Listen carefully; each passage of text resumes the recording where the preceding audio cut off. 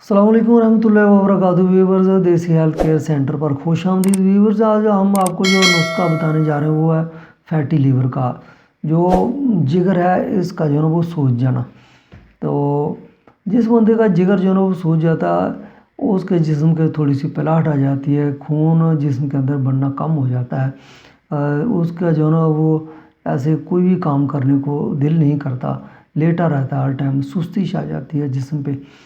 तो उसके लिए हमारे पास जो है ना बहुत अच्छा किस्म का नुस्खा है जो कि हम बहुत सारे मरीज़ों पे आजमा चुके हैं। लोग लेकर चले जाते हैं और इसको इस्तेमाल करते हैं। अल्हम्दुलिल्लाह इससे जो है ना वो शिफा पा चुके हैं। आप भी जो है ना इस्तेमाल कीजिए और फ़ायदा उठाइए।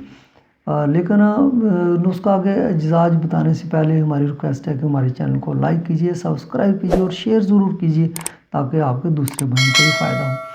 तो नुस्खा के अज्जा जो है वो लिख लीजिए। सबसे पहले आपने लेना है ब्रंजासिर, ये आपने 60 ग्राम लेना है।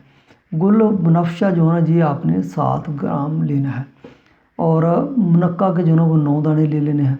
और इसके अलावा बादियान सौंफ, ये बादियान जो है ना सौंफ को ही कहते हैं, ये आपने 60 ग्राम लेनी है।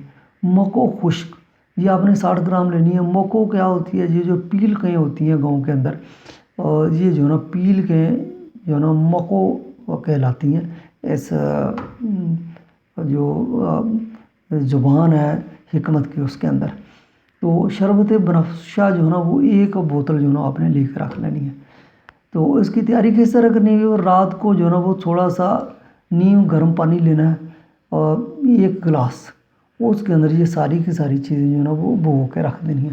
सारी रात उसके अंदर भिगोया रहे और सुबह उठ के इसको मल छान कर जो है ना पानी अलहदा कर लेना है, इसका गोदा अलहदा कर लेना है। और उस पानी के अंदर 4 चम्मच जो है ना आपने शरबत बनफशा के डाल देने हैं और उस बंदे को पिला देना है जिसका जो है ना वो जिगर जो है ना वो सूज गया है।